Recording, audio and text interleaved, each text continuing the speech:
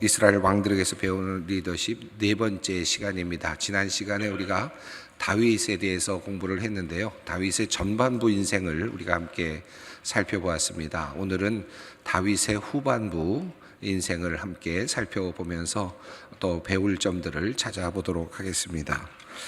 다윗은 이제 앞에서 이 사울에게 이제 그 자신이 드러나는 과정이 이제 소개됐고요. 그리고 이제 왕이 되기까지 굉장히 험난한 시간을 거쳤음을 우리가 살펴보았습니다. 오늘은 그가 이제 왕이 막 되어가는 과정에서 어떤 일이 일어났는지, 그리고 왕이 된 다음에 그는 어떤 왕으로 또 치리를 해왔는지, 그리고 그의 또 삶은 어땠고 마지막은 어떻게 되었는지 좀 살펴보려고 합니다. 우리가 다 알고 있는 내용이지만 리더십의 관점에서, 그의 지도력의 관점에서 한번 살펴보도록 하겠습니다. 사울이 전쟁에서 이제 패하게 되고요. 그리고 전사를 합니다. 그리고 요나단도 죽게 되는 장면으로부터 시작이 됩니다. 그리고 다윗을 이제 따르던 무리들이 이제 새롭게 이제 전면에 등장하게 되는 그런 장면이 나오죠. 사무엘하 1장 1절에서 사울이 죽은 후에라는 그런 표현이 나오고, 그것이 하나의 출발점으로 소개되고 있습니다. 그러니까 사울이 죽은 후부터가 다윗의 이제 새로운 그 왕권을 얻어가는 과정이고, 그리고 또 그가 이제 왕으로서 이제 등극해서 치리해 나가는 과정이라고 할 수 있겠습니다. 첫 부분이 굉장히 인상적입니다. 사울이 죽은 후에 이제 그 사울의 죽었다고 하는 소식이 들려오는 장면이 첫 부분에 묘사됐는데, 아말렉 청년이 다윗에게 달려옵니다. 달려와서 사울이 죽었다라고 하는 사실을 알리지 않습니까? 자, 그런데 사울을 자기가 죽였다라고 그렇게 표현을 했습니다.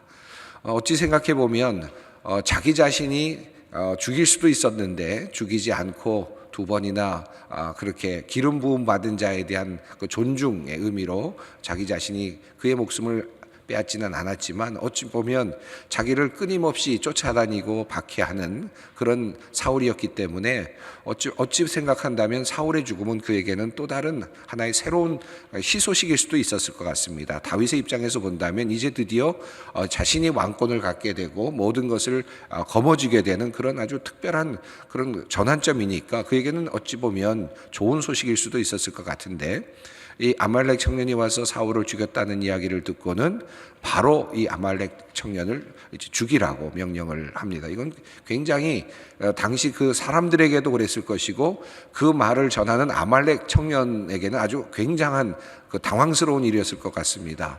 자기 자신은 사울을 죽였다는 이야기와 더불어서 뭔가 보상을 받거나 칭찬을 받거나 어떤 얻을 것이 있다고 생각해서 뛰어왔을 텐데, 도리어 다윗은 그 이야기를 듣고 기름 부음 받은 자를 죽였다라고 하는 그런 말을 하면서 그를 이제 죽이게 되죠.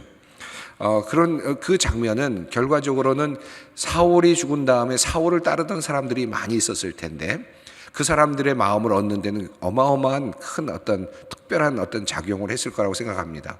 동시에 다윗을 따르는 사람들에게도 이 다윗의 그 넓은 어떤 생각과 포용력이라든지 이런 것들을 아마 볼 수 있는 좋은 기회가 되었을 거라고 생각합니다.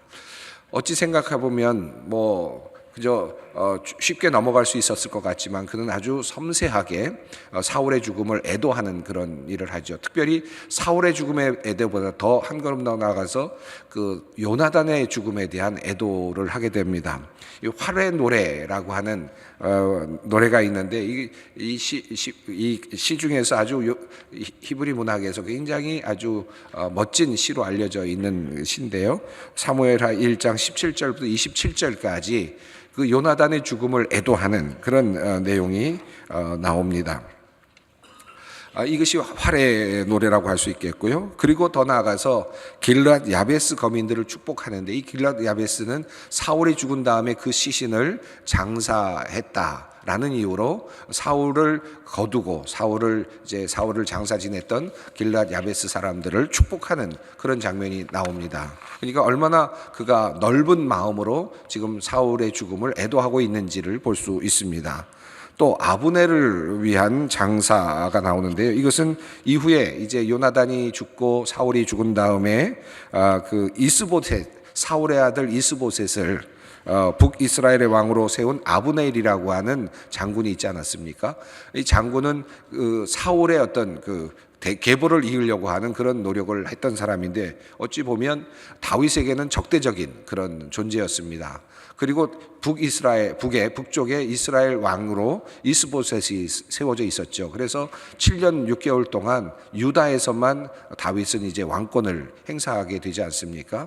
통일 왕국을 이루기 전까지 7년을 기다려야 됐습니다. 그런데 아브넬의 죽음을 애도하는 그런 모습도 보여줍니다. 그러니까 얼마든지 적으로 간주할 수 있고 또 적으로 간주해서 싸움을 할 수도 있었고 죽일 수도 있었고 또 그의 죽음이나 그의 잘못되어가는 모습을 기뻐할 수도 있었을 것 같은데 도리어 다윗은 그렇게 하지 않았고 사울의 죽음, 요나단의 죽음 또 그를 따르던 사람들의 어떤 죽음까지도 애도하면서 그들의 마음을 달래고 있는 이제 그런 모습을 볼 수 있습니다. 굉장히 넓은 모습이고요. 넓은 아량을 보여주고 있고 정치적으로 본다면 아주 그것이 그 사울이 죽은 다음에 사울을 따르던 수많은 사람들의 마음을 하나로 묶어주고 또 동시에 다윗에게로 그의 마음이 돌아갈 수 있도록 만들어주는 큰 역할을 했다고 할 수 있겠습니다. 우선 첫 번째로는 사울이 죽자마자 요나단의 애도의 그 노래를 통해서 당시의 사람들을 묶었고요. 그리고 나서 북쪽에 이스라엘 쪽에 이제 이스보셋을 세우고 왕권을 세우고 7년 동안 그들이 살아가는 동안에도 그것을 기다려주고 더 나아가서는 또 그를 세웠던 아브넬을 또 축복해 줌으로써 그들의 마음까지도 함께 묶어내는 그런 일들을 했다고 할 수 있겠습니다. 그림을 하나 보시겠는데 활의 노래 그 사무엘하에 있는 내용을 그림으로 표현한 것입니다. 이 활의 노래는 굉장히 그 사울과 요나단의 죽음을 깊이 슬퍼하며 히브리 시들 가운데 가장 뛰어난 작품으로 평가받고 있는 시입니다. 이 시를 지어서 애가를 지어서 본인만 부른 것이 아니라 사람들에게 모든 사람들에게 부르도록 했다 하는 것은 엄청난 그런 다윗의 넓은 마음을 알 수 있는 그런 내용이라고 할 수 있겠습니다. 자, 그리고 나서 드디어 7년 반여 동안의 시간을 보낸 후에 아브넬도 다 죽고 그리고 북이스라엘의 그 사울 왕조의 잔재라 그럴까요? 잔존되었던 그 모든 세력이 이제 스스로 힘을 잃어버리고 이제 완전히 다윗에게로 이제 복종하게 되는 그런 과정을 거친 후에 이제 통일 왕국, 그러니까 통일은 이미 약간 분열이 되어 있었지만 이제 다시 완성된 왕국으로 나아갑니다. 그래서 드디어 이스라엘의 왕이 됩니다. 이스라엘과 남유다를 하나로 묶으면서 이제 큰 제국을 이루어 가게 됩니다. 그런데 그러면서 그가 제일 먼저 했던 것은 뭐냐면 법궤를 가져오는 일이었습니다. 그가 모든 이스라엘 백성들을 하나로 묶은 다음에 제일 먼저 했던 것은 이제 하나님의 궤를 예루살렘으로 이제 모시고 오려는 것이었습니다. 다시 말하면 하나님을 사모하는 왕으로서 그리고 또 하나님의 통치를 받는 나라를 만들어 가고자 했습니다. 이것이 다윗의 첫 번째 그가 했던 통일 왕국의 왕으로서 했던 일이라고 할 수 있겠습니다. 하나님이 그래서 7장을 보면 사무엘 7장을 보면 이제 다윗과 언약을 세우시죠. 그리고 다윗의 언약을 세우시면서 그를 축복해 주시는 장면이 나옵니다. 그런 면에서 그 다윗이 법궤가 이제 예루살렘으로 들어올 때 춤을 추는 장면이 나오는데 성경에서 그 장면이 굉장히 인상 깊게 나옵니다. 사람들이 보기에는 참 부끄러운 것 같지만 하나님 앞에서 춤을 추고 있는, 하나님 앞에서 기뻐하고 있는 그런 모습이 성경에 잘 그려지고 있습니다. 그림을 하나 보여드리겠는데 줄리오 클리비오가 그린 그림입니다. 여호와의 궤 앞에서 춤추는 다윗 왕을 그렸습니다. 크로아티아 왕국에서 태어난 르네상스 조명가이고 세밀과 화가로 사무엘하 6장 14절부터 16절의 말씀에 따라서 그린 그림이라고 합니다. 한 가지 그림을 더 보여드리겠는데 여러분이 많이 보시지 못했을 그림인 것 같습니다. 제임스 티소가 그린 주님 앞에서 춤추는 다윗이라고 하는 그림입니다. 이 그림은 1885년 카톨릭 신앙으로 귀한 사람인데요. 프랑스 화가이자 사파가로 여러 유파의 작업을 하다가 생애 말년에 카톨릭 신앙으로 귀한 사람인데, 남은 인생 성서적인 그림을 그리는데 시간을 보냈던 사람으로 알려져 있습니다. 당시 새롭게 부상한 인상주의와 후기 인상주의에서 벗어나서 티소는 전통적인 스타일로 돌아갔습니다. 성서 사파의 완성을 위해서 그는 1886년부터 89년 세 번, 그 사이에 세 번 중동을 여행하면서 풍경과 그리고 사람을 연구하면서 그리스도의 생애와 관련된 사파를 많이 그렸다고 합니다. 그런데 그 중에 한 그림입니다.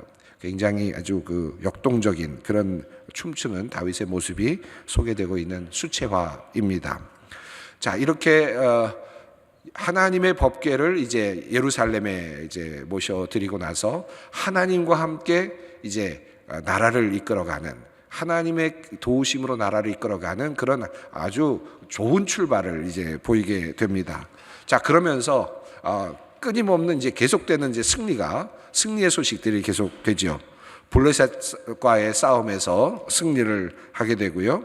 8장이죠. 그리고 모압과의 싸움에서도 승리하게 되고, 암몬과의 싸움에서 또 욥바와 아람 지역까지 그 영토가 이제 확장이 됩니다.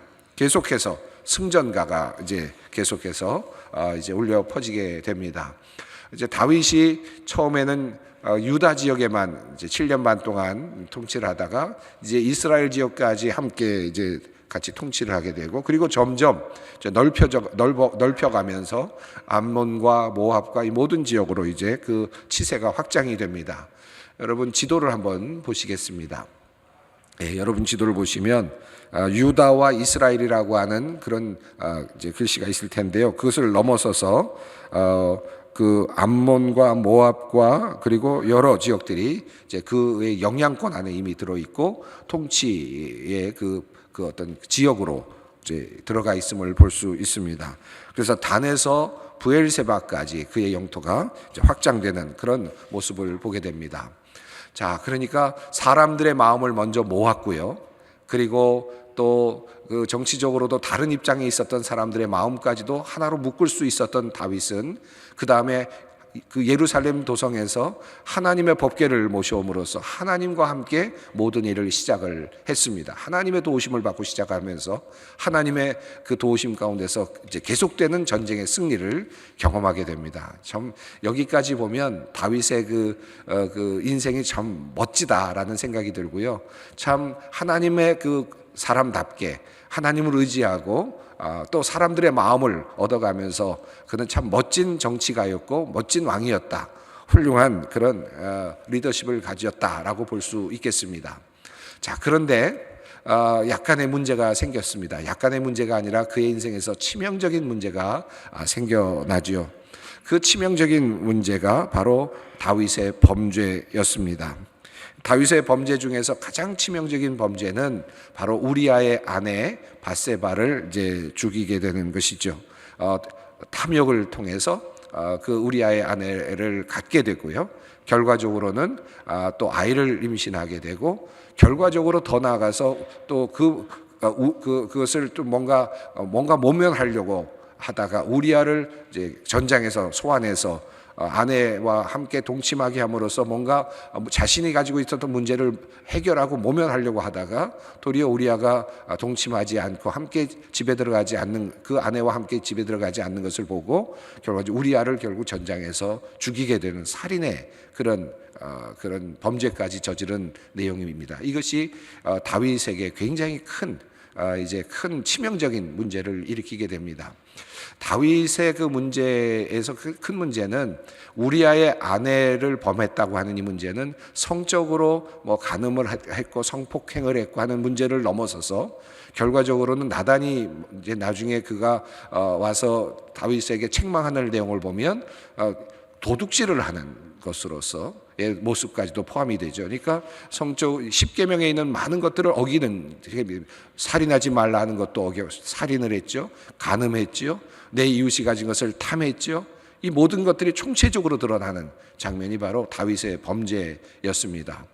다윗은 하나님과 함께 시작을 했는데 그만 전장에서 계속되는 승리로 인해서 이제 자신의 어떤 자신감이 계속해서 올라갔던 것 같습니다. 그는 전장에 나가지 않았고요.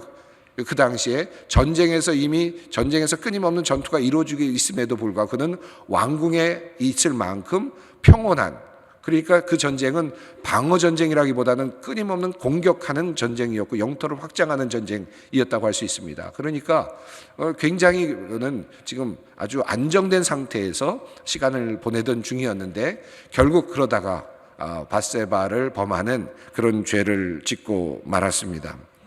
이 이후부터 이제 다윗의 쇠락이 이제 나타나게 됩니다. 이 한 그림을 또 보여드리겠는데 여러분 그 지금 화면에도 나타납니다만은 이탈리아 바로크 시대 여성 화가인 아르테미시아 젠틸레스키라고 하는 여성이 만든 작품입니다. 여성이 예술 교육을 당시에는 받지 못했기 때문에 정확한 그런 기회가 예술가로서 일할 기회가 거의 없었던 시대에 그는 여성 화가로서 작업을 했다고 하는데 아버지 친구 화가에 의해서 성폭행을 당했던 젠틸레스키는 길고 고통스러운 재판을 치르고 그 과정에서 느꼈던 오명과 치욕감으로 그것을 작품 활동에 넣어서 작품을 그렸다고 합니다. 그래서 농락당하고 연약하지만 강인한 여성들을 주로 그림을 그렸는데요. 유디트, 클레오파트라, 수산나 그리고 밧세바 같은 인물들을 그린 화가라고 합니다. 여기서 목욕을 하고 있는 밧세바를 이제 그린 그림이 있고요. 이 그림을 보시면 자세히 보시면 저 뒤에서 그 목욕하고 있는 그 여인을 보고 있는 다윗을 볼 수 있습니다. 자, 이 다윗의 이러한 범죄의 그 중심에 이 바로 밧세바를 범하는 내용이 나오죠. 다윗은 많은 그 사람들을 자신의 부인으로 둘 수 있었고 또 여러 가지 후궁들로도 맞이할 수 있는 힘과 그런 권한을 갖고 있었습니다. 그런데 하필이면 다른 사람의 아내인 밧세바를 우리아의 아내인 그 밧세바를 범함으로써 큰 범죄를 이제 하게 되었습니다. 다음 이제 그 도표를 한번 보시겠는데요. 결국은 이러한 범죄로 말미암아 사무엘하 12장을 보면 이제 내가 나를 업신여기고 햇사람 우리아의 아내를 빼앗아 내 아내로 삼았은즉 칼이 내 집에서 영원토록 떠나지 아니하리라 하셨고 하는 말씀이 나옵니다. 여기 보면 단순하게 우리아를 죽이고 아내 밧세바를 데려온 것이 단순한 그냥 성폭행이나 또는 어떤 살인을 넘어서서 이것은 하나님을 업신여긴 것이다 라고 하는 것이 이 하나님의 말씀입니다. 이것은 단순한 인간의 범죄를 넘어서서 하나님을 업신여긴 사건이다. 이것이 하나님께서 다윗을 책망하시는 내용이죠.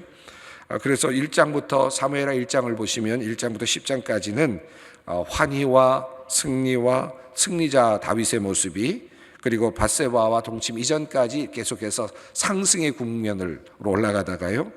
밧세바를 범하는 범죄가 11장과 12장에 나옵니다. 그리고 나서 동침 이후에 그리고 이제부터는 이제 끊임없이 나락으로 추락하는 그런 다윗의 모습을 보게 됩니다.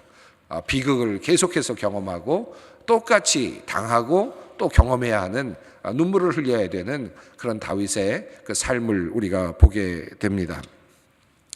이 다윗의 이야기를 보면서 이제 이 참 하나님께서 우리가 지은 죄를 절대로 그냥 놔두시지 않는다라고 하는 사실을 보게 됩니다.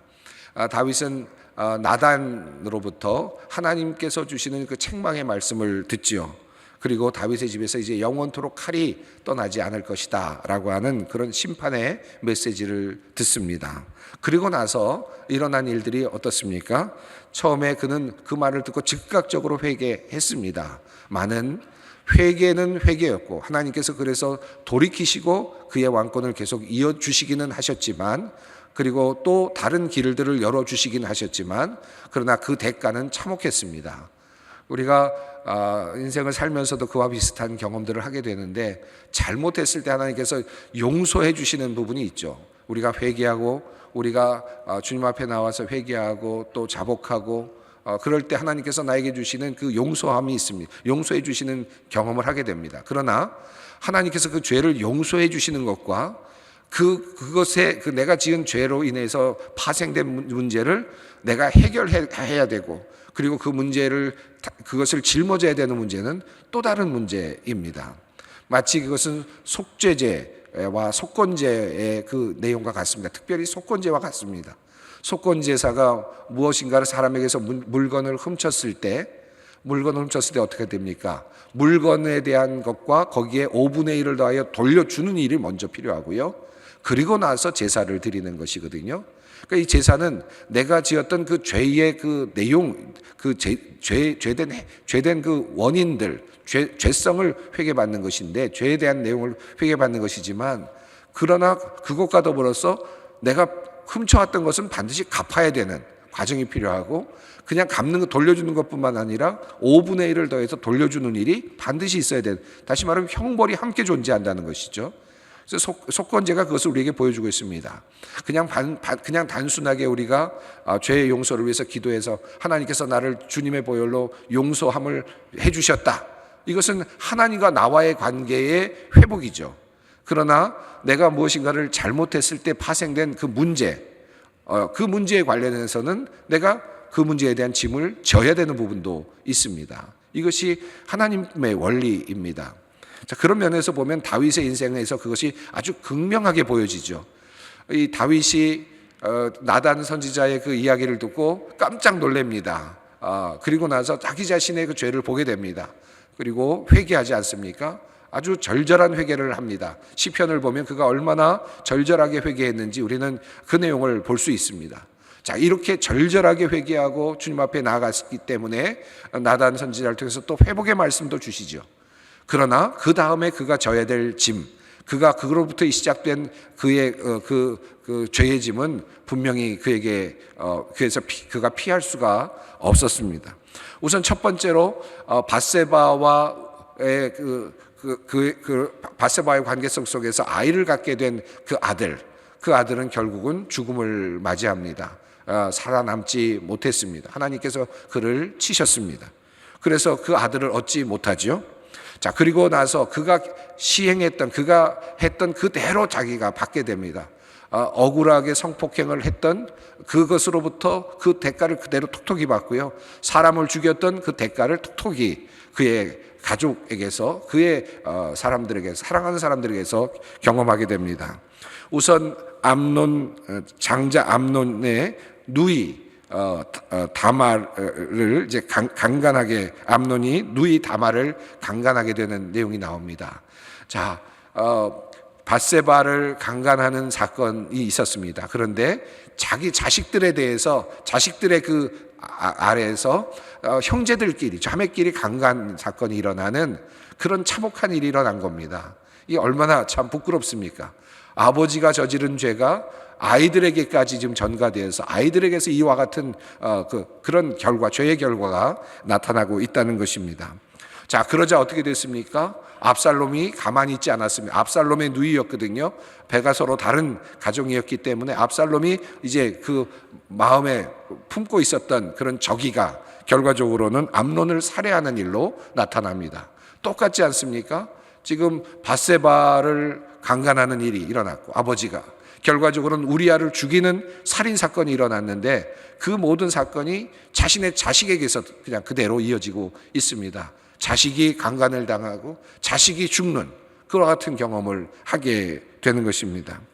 자, 결국 어떻게 됩니까? 다윗은 예루살렘에서 도망을 가게 되는데 압살롬이 아들의 반역에 의해서 결과적으로는 또 도망을 가야 되는 그런 참으로 치욕적인 그런 경험도 하게 됩니다. 자, 그런 상황에서 압살롬은 이제 예루살렘 궁으로 들어와서 아버지의 후궁들과 또 동침을 합니다. 또 강간 사건이 일어납니다. 아들로부터 아버지의 후궁들이란 말은 어머니와도 같은 그런 관계이고 의미인데 압살롬은 도리어 그 어머니를 강간하는 것과 같은 일을 저지르게 됩니다. 자, 그러니까 다윗이 저질렀던 그 죄가 결과적으로 그의 자녀들에게서 끊임없이 반복되고 있고 정말 눈물 흘릴 만큼 처절하게 그것을 경험해야 되는 모습으로 나타나고 있습니다. 그렇게도 사랑했던 압살롬이 또 결국 죽음을 당합니다. 그리고 베냐민 지파의 불량배 세바의 반역까지, 백성들의 반역까지 경험하게 됩니다. 자, 이런 모습, 그리고 마지막에 그의 모습을 보면 이런 상황 속에서 노년에, 글쎄요, 왜 그가 그를 했는지 모르겠습니다. 군사력을 파악하기 위해서라고 생각하는데, 그는 하나님의 뜻에 걸맞지 않은 인구조사를 또 감행합니다. 이 인구조사를 한다는 말은 자신의 군사력을 확인하는 그런 의미가 있었죠. 얼마나 많은 사람들, 남자들을 갑자기 군사로서 동원할 수 있을지를 파악하려고 하는 그런 것이었습니다. 하나님을 의지하고 법궤를 모셔옴으로써 다윗은 아주 끊임없는 아주 승승장구의 그런 경험을 했습니다. 전쟁에서 끊임없이 승리하는 그 승리를 맛보았습니다. 그런데 이제 쇠락해지고, 그리고 가문이 점점 약해져 가고 망해져 가고, 그리고 나라가 약해져 가는데, 이제 그는 하나님을 의지하는 것이 아니라 도리어 인구를 세서 사람들의 숫자를 세면서 사람들을 의지하는 그냥 일반적인 왕으로 그렇게 쇠락해 가는 모습도 또한 보여주고 있습니다. 저는 이 다윗의 이야기를 보면서 우리가 늘 알고 있는 내용입니다만은 참 안타까운 한 번의 그 사건이 결과적으로 그를 이렇게 침몰시키고 있다라는 것을 알게 됩니다. 이 다윗은 결과적으로 나단 앞에서, 하나님 앞에서, 나단에게서 그 이야기를 듣고 하나님 앞에서 회개하고 이제 하나님과의 관계를 회복하죠. 그리고 하나님께서는 이제 그에게 회복의 길을 열어는 주셨습니다. 자, 죄의 대가는 치러야 되는 것이었고, 그러나 회복의 길은 또 열어주셨습니다. 하나님께서 밧세바와의 만남에서 첫 번째 아들은 죽이셨지만 그들을 통해서 낳은 아들이 바로 솔로몬이죠. 그래서 밧세바를 통해서 이제 하나님의 역사를 이끌어 가신, 밧세바와 다윗을 통해서 이제 회복을 시키시고, 그리고 그 길을 열어가십니다. 그래서 솔로몬을 세우셔서 왕권을 그를 통해서 이어가시는 모습이 나옵니다. 그리고 또 그의 가문을 통해서 하나님의 역사를 이루어 가실 것을 약속하고 계십니다. 하나님께서는 그러니까 보응하실 것은 보응하시고, 또 회개에 걸맞게 또 약속하시고 새롭게 세워주시는 것도 또 하나님께서 이루어 가시는 것을 우리는 보게 됩니다. 오늘 여러분 교재를 보시면 다윗에게서 배우는 리더십 세 가지 교훈을 적어 드렸는데, 이번에는 한자로 세 가지를 한번 여러분께 드리고 싶습니다. 하나는 측은지심입니다. 측은지심. 여러분 그 교재에 잘 나와 있으니까 한번 보시면 좋겠습니다. 남의 불행을 불쌍히 여기는 마음, 심지어는 자신의 적이기도 했고요. 자기 자신을 죽이려고 했던 사람이었습니다마는, 그러나 사울의 죽음을 애도하는 그런 태도, 그리고 또 그를 따르던 사람들의 마음을 얻는 것, 그리고 사울의 시신을 수습한 그런 길앗 사람들을 또 축복하고, 더 나아가서 또 아브넬의 죽음까지 애도하는 그와 같은 측은지심의 마음, 이런 마음이 그를 정말 왕으로 세워지는데 큰 하나의 역할을 했다라고 하는 것을 우리는 볼 수 있겠습니다. 두 번째로는 소극침주라는 표현을 썼는데, 이것은 조그만 틈으로 물이 새어와서 결국은 배가 가라앉는다라고 하는 뜻이죠. 별거 아닌 것 같았는데 이 정도면 내가 이 정도도 할 수 있지 않을까라고 생각했을지 모르지만, 그가 할 수 있는 영역과 해서는 안 되는 영역이 분명히 있었습니다. 그는 얼마든지 많은 후궁을 둘 수도 있었을 것이고, 또 다른 아내를 구할 수도 있었지만 남의 아내를 탐하거나 또 남의 아내를 성폭행할 수 있는 것은 아니었습니다. 그는 그 조그마한 틈에서부터 모든 것들이 그만 물이 새어 들어와서 결국은 모든 것들을 다 망가뜨리는, 그의 인생을 결국은 망가뜨려버리는 그와 같은 상황이 되고 말았습니다. 우리가 살아가면서 그런 분들을 참 많이 보고 그런 경우들을 우리가 많이 봅니다. 또 우리의 인생에서도 그와 같은 경험들을 할 때가 많은데, 우리 남선교회, 소망교회 남선교회 회원 여러분들께서는 이 정말 소극침주와 같은 그런 경험을 하지 않았으면 좋겠다. 인생을 살아가면서 이거 작은 것인데 이것 정도 괜찮겠지, 내가 이 정도도 못하나 라고 하는 그런 잘못된 판단이 결과적으로 그의 인생 모든 것을 망가뜨리게 될 수 있다.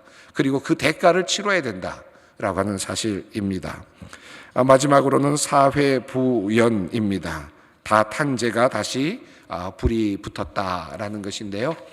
모든 것이 다 끝난 것 같고, 그래서 나는 죄를 지었으니까 이제 더 이상 희망이 없는 것 같고, 그리고 하나님의 저주가 나를 계속해서 억누르는 것 같지만, 그것은 내가 져야 될 짐이고, 내가 지은 죄에 대한 그 당연히 져야 될 책임이고, 그럼에도 불구하고 내가 그것을 지고 있는 동안에도 하나님께서는 또 다른 이제 회개한 영혼을 통해서 새로운 길을 열어주시고, 또 다시 이제 그에게 불을 붙여주시는 모습을 볼 수 있었습니다.